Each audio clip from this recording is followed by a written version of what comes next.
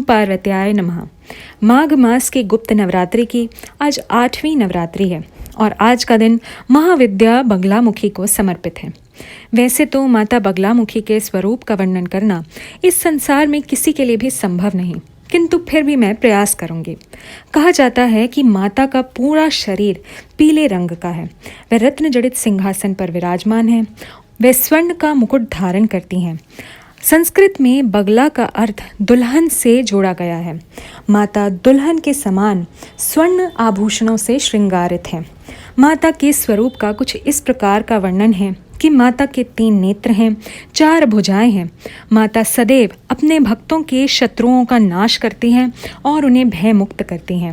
माता को बगलामुखी के साथ साथ पीताम्बरी, वैष्णवी और ब्रह्मास्त्र की देवी भी माना जाता है। चलिए माता के चरणों का ध्यान करते हुए हम उनकी कथा का श्रवण करते हैं। सतयुग काल में एक ऐसा समय आया जिस समय प्रलय की स्थिति उत्पन्न हो गई थी।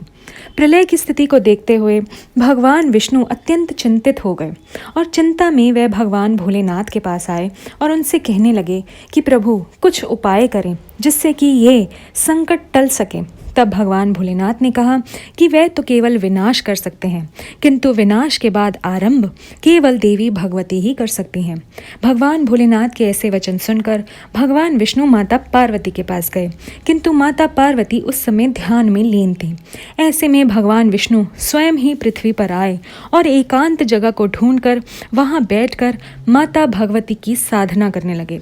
भगवान विष्णु की इस साधना से भगवान विष्णु के शरीर से एक अत्यंत शक्तिशाली प्रकाश पुंज का निर्माण होने लगा। कहा जाता है कि वो प्रकाश पुंज कुछ इस प्रकार का था कि वह भगवान विष्णु के चारों ओर एक स्वर्ण का कवच बनाया हुआ था। भगवान विष्णु का ऐसा कवच आज तक न किसी ने देखा था और न ही सुना था। अंततः वो समय आया जब देवी भगवती स्वयं भगवान विष्णु के समक्ष प्रकट हुई। कहा जाता है कि वो समय मध्य रात्रि का था। उस समय वह सारा प्रकाश पुंज माँ भगवती में ही समाहित हो गया, जिससे माता का एक नया स्वरूप आरंभ हुआ।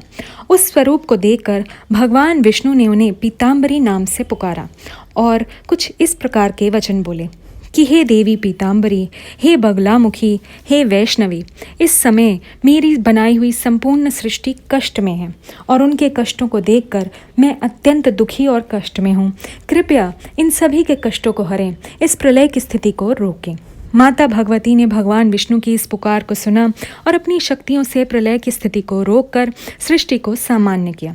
इसके बाद ब्रह्मांड में माता बगलामुखी की गूंज उठने लगी, उनकी स्तुतियां गायन होने लगी। इसके बाद माँ बगलामुखी ने सभी को ये वरदान दिया कि जो कोई भी मध्य रात्रि में अपनी इंद्रियों को शांत कर मेरी साधना करेगा, मेरे मंत्रों का जाप करेगा, स्तुति करेगा, उसके शत्रुओं का मैं स्वयं विनाश करूंगी, उसे भय से मुक्त करूंगी और मोक्ष के द्वार भी उसके मैं ही खोलूंगी। तो बोलो राज राजेश्वरी आदिशक्ति माँ भवानी बगलामुखी की जय।